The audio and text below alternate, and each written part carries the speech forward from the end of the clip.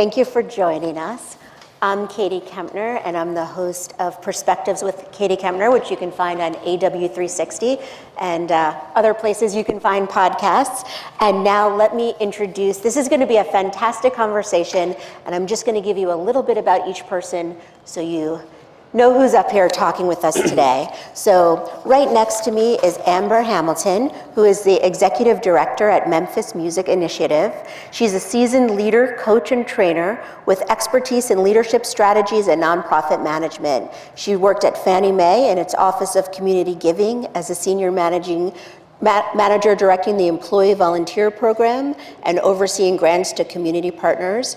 Her experience includes leading a national group of nonprofits during her tenure at Rebuilding Together, and she is also an active board member for the Mid-South Peace and Justice Center. She has a BA in political science from Howard University, a master's degree in executive leadership from Georgetown University, and a certification in executive coaching also from Georgetown. So she knows what she's talking about. And then next to Amber is Carrie Hutchinson, but I knew your last name, but I wanted to she's a director of brand and marketing at Rewild and has over 20 years of marketing, brand, and communications experience in the nonprofit and media sectors. And she was instrumental in what she's going to be talking about now in launching the Rewild brand. She continues to develop campaigns and strategies that help build awareness about the importance of the wild, as well as to enlist the support of influencers and brands aligned with Rewild's mission to protect and restore it. And next to Carrie is Scott Watts, who's COO of Tank Design. And Scott joined Tank in 2000 as the digital revolution was rapidly emerging.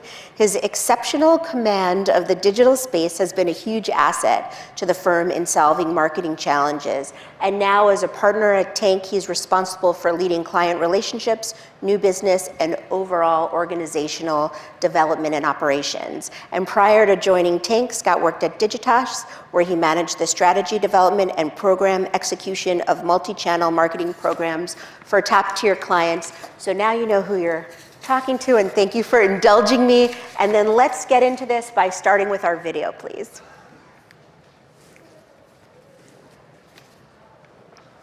I don't know if we'll see it here.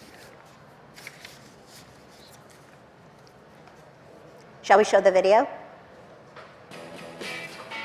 Some brands help you manage money. Some help you manage your health. Some brands help us move. Other brands reimagine how we move. No matter what your brand offers, the key is that final step, getting them from awareness to engagement to action. For brands that strive to make a positive impact on our world, action is critical. Connecting with your audience and compelling them to click that button. At Tank, we've worked with some of the world's most recognizable brands. We've taken their audiences through the sales journey, and we bring that same thinking and passion to our nonprofit work, whether it's protecting our planet or bringing communities together through the arts. To inspire action, we must tap into something deep and resonant, those values and beliefs we all share, because that's how we connect with each other. That's how we find common ground. To strike at the core of that universal nerve we call humanity. So, Carrie, can we start by talking a little bit about Rewild and its mission? Yeah, so Rewild, like you said, our goal is to protect the wild that's left and restore as much of it as possible as we can. We're a small team, but a really dedicated team of scientists, and we're very partner-led.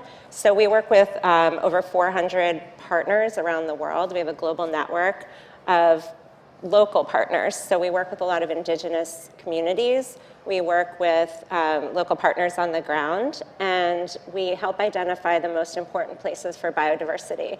So I feel like a lot of people know the Amazon is important for biodiversity, but what about the Annamites region of Vietnam? So we want to really call attention to these places that you might not know of, but that have species that can't be found anywhere else, or are at risk of development that would affect indigenous communities, local people, and of course the animal and fungi and plant species in those regions. So that's a little bit about us. Okay, Amber, can you tell us about your organization's mission, please? I'm thrilled to. Thank you for having me.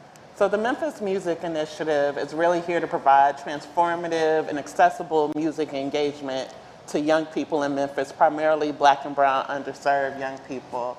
We live in a community where music is very central to who Memphis is, but at the same time we have to continue to make sure that young people have access to music instruction, music engagement, all of those things. So we really work across the community to do that. So Scott, let's talk about where Tank Design fits into this conversation. Can you talk about what you do? Sure. Excuse me. So Tank is a brand and experience design company based in Boston. We have offices on the West Coast and San Francisco as well. And really over the almost 30 years, we've worked with pretty much companies of all shapes and sizes and pretty much every industry imaginable, and really helping them, create, recreate, explore their brand, and which would sort of start with naming and strategy and identity and things of that nature, like we did with Carrie at Rewild, right all the way through to building complex digital experiences for companies, large and small. And my role specifically at Tank, I kind of deal with two things. One is more the back office operational side of things, and sort of ensuring that what we do makes sense for our clients and that we're remaining to keep the lights on and things important like that. And then on the other side is dealing with clients, both prospective and existing clients, and helping to shape relationships with them that are mutually beneficial for both organizations. So this conversation is about great marketing and great branding, and great marketing starts with great brands. Obviously, we're here with a lot of experts in branding, but are there some specific key components, especially for a nonprofit, that they should be thinking about as they're putting their brand identity together? It's a great question. When we think about brand creation or sort of marketing and branding in general, we really break it down into three pieces. We sort of think about the creation part or recreation from the start. Then we sort of translate that into applying that brand to all the tools that you need to be successful in business today. And then the third part would be the activation of that brand. And specifically to your point, when you talk about branding and looking at nonprofit organizations, the irony is, to us, it's exactly the same. There is no difference in terms of how we at least approach working on creating a brand for a nonprofit or for-profit company. I think the secret really, and again, there is no secret sauce to that, but we really try to do a good job of digging in as deep as we can to understanding sort of at the core, who are these organizations? What is it that you stand for? What do you believe in? And then figuring out how to bring that to life graphically and through words and pictures and put together, a system that allows them to use that to launch off from. So Carrie, I mentioned when I was reading your bio, you guys recently did a rebranding and you did one with Tank. What were some of your objectives of why you did it, what you were hoping to achieve, and how did it go? I think it went great. So we were previously called Global Wildlife Conservation. We've been around since 2008, have grown a lot, and I think it was just we were ready to take the next step as we matured in our work. I think, you didn't use this word, but it's what you were alluding to, Scott, is purpose. Sure. We really had a strong purpose, and we wanted our external communications to reflect how deeply we feel and live and work at that purpose. I think there's a lot of, I call it the acronym soup of environmental groups. So we kind of wanted to break out of that mold and really take lessons from the for-profit brand community and how to do that. And Tank really helped us think through that. So we also wanted to attract the support of for-profit companies and strong brands and have something that they'd be proud to stand next to visually. So that was a very important part of it because there's a lot of energy in the word wild, and there's a lot of what we do is rewilding. It's not all of what we do. And also, if you get 10 scientists in a room to define rewilding, you'll get a lot of nuanced answers. So that's why one of the reasons we have the colon in the middle. One of the thoughts behind that was, everybody gets emails every day, and are you more likely to open an email that starts with RE, or are you more likely to open a window? So it's kind of like rethinking that whole aspect of how you view the world. Amber, so you talked about your mission.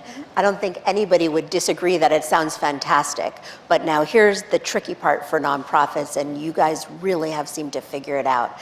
How do you then take that mission, find the people it will really resonate with, and then besides that, translate that into action? Right.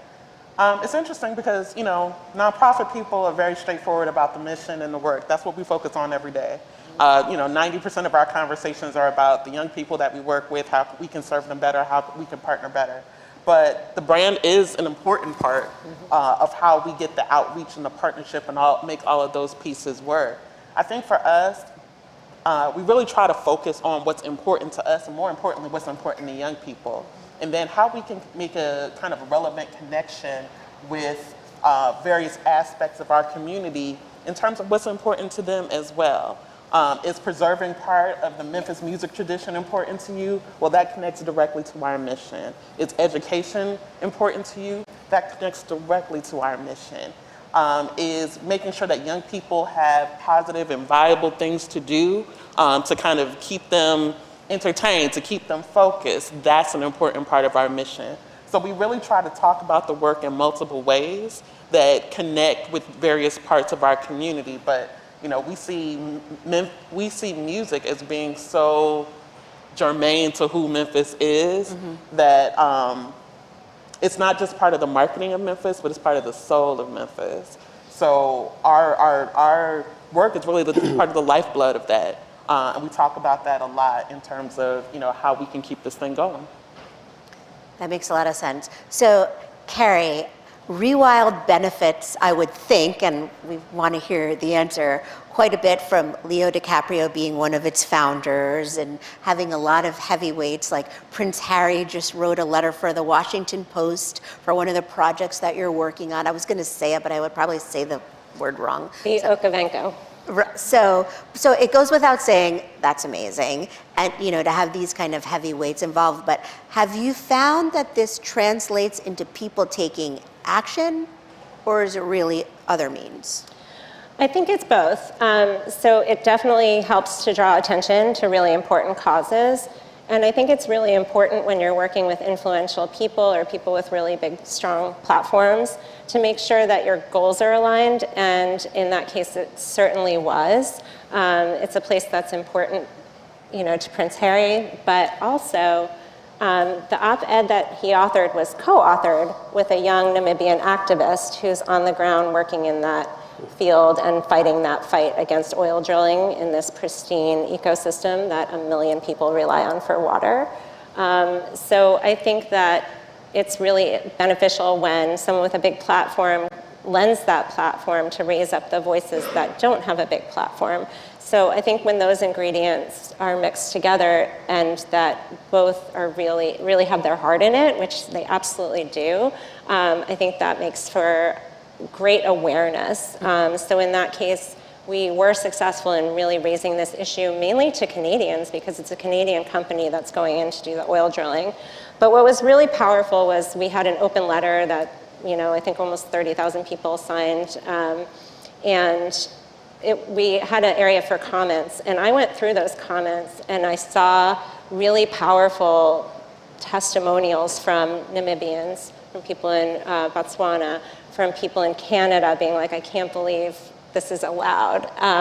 And we also lifted those up as well. So I think that the story needs to drive the action more than anything. You have to start there. You have to start with what is important, and the action will follow. There's obviously many ways to go about it. But we've also had success without like a big name. So we did a campaign last year called the F Word. So just so you know, it's not just flora and fauna it's fungi. So fungi are neither plants nor animals, but they always get forgotten. And they are very important. They could be a really strong ally in climate change, but they're very unknown. And also, they're not a conservation priority. So by getting that message out there, we've inspired pieces in the New York Times, and we made fun videos, and it's kind of taken off without a major name attached to it. So it really depends on the story, and then if you have a good ally that is willing, absolutely, make it work. But it doesn't always have to be. I think it really has to start with the issue and finding ways to get people to be interested in it and care about it.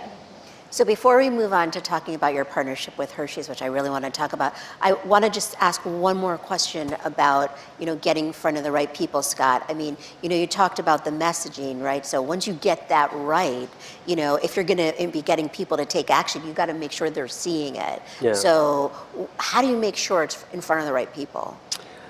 You'd think with how exciting and how incredible the messages are from organizations like this, it would be super easy to just blast it out there, and everyone's going to get involved. Everyone's going to take action, or purchase something, or jump in with an organization. The reality is, the hardest part is getting the right message to the right person at the right time, right? And I think the key is there isn't a silver bullet. Again, from a marketing standpoint, I think the key is to sort of look at what are the most innovative and sort of pragmatic ways of getting that message in front of the right audiences. And oftentimes that's through partnerships. And we see right now how there's so many great brand collaborations going on between, two nonprofits, between two for-profits, between a nonprofit and a for-profit. And I think that's a really compelling way of getting in front of the right people, in a very sort of cost-effective manner. And I think, you see that with what these two are doing. And that was a perfect segue into this. Could we show this slide, please? Thank you for that. No. You're welcome. So, Amber, let's talk about this, because you have this amazing partnership with Hershey's, and you're a regional nonprofit, and yet now you're everywhere on Kit Kats. Can you talk about how this came to be and what it's been able to achieve for you? Sure. Well, last year, Hershey was looking for a partner to launch a celebration around Black Music Month. So they looked at a variety of nonprofits across the country, and we engaged in a selection process with them. But very importantly, as they were interviewing us, we were interviewing them. When we're thinking about partnerships, particularly with nonprofits, it's so important for companies to understand that the nonprofit has to be protected. You are the one with all the money and all the assets and the power dynamic. We are the one who are trying to protect our clients. So for us, it was really important to me that they understood we're not going to be used, we're not going to be exploited, and we're certainly not going to exploit our young people to kind of an untoward benefit. So we realized through our conversation that we really were on the same page about how we can come together to highlight these young people who in Memphis are doing amazing creative things, and how we could create a truly mutually beneficial relationship. So they hired 3 Black women artists to create 6 renditions that appeared on Kit Kat and Cookies and Cream bars that were sold in Targets across the country. Our logo was featured on the front of the bar, and then there was a QR code on the back of the bar that took you to a special microsite that talked about our partnership. But on the back end, that's kind of what the public saw, but on the back end, we said, okay, if you're going to talk about our young people, you have to engage with our young people. So we had kind of a special Hershey's class that came together. They met multiple times, and they interviewed the folks at Hershey's. How does a campaign like this come together? How do you select artists? They gave feedback on the campaign, what they thought was cool, what they thought wasn't cool. And they really engaged in a back and forth dialogue over time where our young people clearly got something from it, and the Hershey team clearly got something from it. And for me, that was a real kind of ideal coming together of our brands, but also our mission meeting their goals as well. It's so important. If you hear nothing else I say, as some of you are thinking about what those partnerships look like, you've got to respect where the nonprofit partner is and coming from. They've got things that they are, of course, trying to promote as a brand, but also they have to kind of protect their work, and they're not here as props to your mission or your sales goals. And Hershey very much embodied that and understood that, and were really great partners, and that's why it worked. But you really stood up for your organization, and your point that all money, all support may not be the right one. Absolutely. But there's also a line there, right? Because for some nonprofits, they really need support. It's hard. It's hard to look at a national brand and say, no thanks, right? When you really need that money to keep the lights on or to pay your folks or to advance your mission. It's a hard thing to do. In our case, we're lucky in that we had some resources, but for me, it was a very hard line in the sand around what we were willing to do and what we weren't willing to do. Particularly as a Black-led organization, post 2020, all of a sudden everybody wants to flood, some of these groups with money. And for me, it was like, you're not going to use our rhythm but not understand our blues. You are not going to, put some brown faces on your site or whatever but not understand their full humanity. If you want to be in this with us, then you got to be in it with us. And you have to hear from these young people and hear what they have to say. So that was a hard, standard for us as an organization. And that's why what your point around, it's hard to say no. Don't put organizations in a position where they have to say no. Really listen to who they are and what their needs are, and think about how you can merge those things without taking advantage and exploiting them. Because it is hard to say no.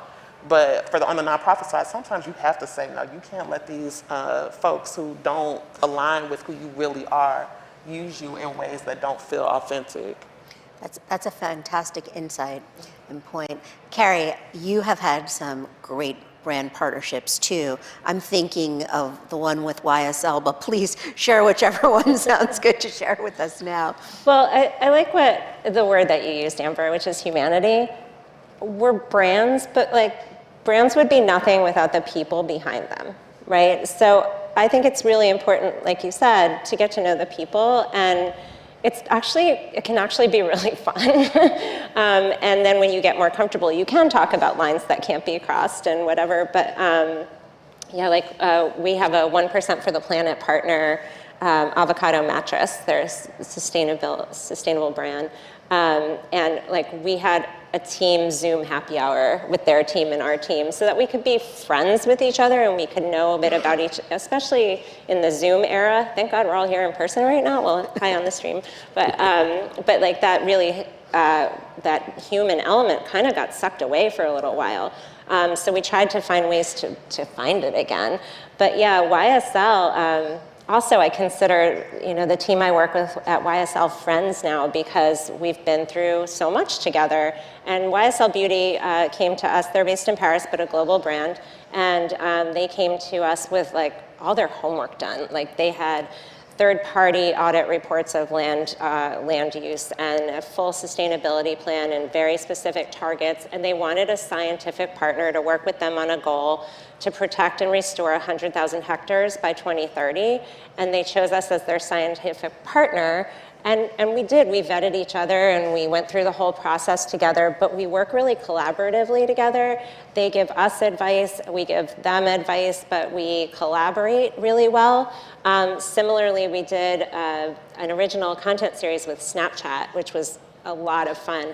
But that's a great example of everybody bringing their best talents to the table. So they're great at reaching 13 to 25-year-olds and creating programming for mobile. And we are connected to fungi experts and people who know why tapir poop is important. So perfect combo. So we were executive producers on the show. We helped source content. We helped guide what the messaging should be. And again, we were on calls every week working on this. You can't help but become friends if it's a good partnership and you all feel good about what you're bringing to the table. And I think that's where you have to kind of, I never try to come to the table with this is the package, because why would we want to do a package that's been done before? Let's do something different. Let's do something original together. That's a good point. So On a final note, and in the vein of advice, can we just go down the line here, and any last bit of advice for nonprofits when trying to inspire people and really get them to take action? I think, we talked about the kind of brand and partnership side, and we talked a little bit about how do you try to take that energy and convert it to, an activation that helps your work. We knew that people weren't going to go rip open their Kit Kats and turn it over and give us a bunch of money. It doesn't work that way. But what we did find was that it allowed us to kind of level up in terms of exposure, and that gave us a bigger platform to talk about the actual work and try to center the young people in their voice. So I would say to really, open yourself up to those opportunities, keep your standards firmly in place and intact, and communicate about those. But really think about how you, on the nonprofit side, can use these opportunities to talk more about what really matters, because a lot of people don't have insight into those issues in the community daily, or fungi, if you will. So really think about how you can get the most out of it and maximize that. Carrie? I agree with everything Amber said. I would also say, like, in this kind of a different way of saying what you said, but like, trust your gut, but test your gut. So I'm lucky that I live with a 14-year-old who's a focus group of one for a lot of things. But also, I read the emails that come into our general inbox because I want to know what people are asking about. I read the comments that people post on social media whenever I can. I read the comments that people put in the open letter for to save the Okavango, because you get so much insight from what other people are saying, and especially the scientists that we work with, it's easy to be like, oh, technical speak, and they're like, oh, you're speaking marketing speak. But like, really listen and ask more questions. If you don't understand it, ask more, and then ask more, and then ask more, because that's when you get to the good golden nuggets, the best messaging, the thing that could be the story arc, the thing that could inspire, the thing that could be different and original and surprising. Scott? You stole all the smart things there. No, I couldn't agree more with everything that Amber and Carrie said. I think the only piece I'd add to it is the process to understand, who you are as a brand, and really dig into understanding who it is that you're talking to. And that's why you read emails. That's why you look at sort of focus groups of 1 and of 1,000, right? Really dig into what is it about what we're doing that's going to be compelling for these individuals. And you build your personas, you build your targets out, but really understanding and looking broader, not just what do they read, what are their age, what are their demographics, but really sort of getting into their heart and their soul. Because I think one thing that's come through with every answer is the word authenticity is sort of the key ingredient, right? You have to be authentic as a brand. If you have a partner, they have to authentically believe in what you're doing in the same way. But then that third piece is the prospect or the consumer. They truly have to have a need and an interest, and when then those sort of things all align, that's when you build true resonance, because you've sort of earned a place in their heart and their mind. Well, you're all doing such amazing things, and thank you so much for joining us. Thank you. Thank you.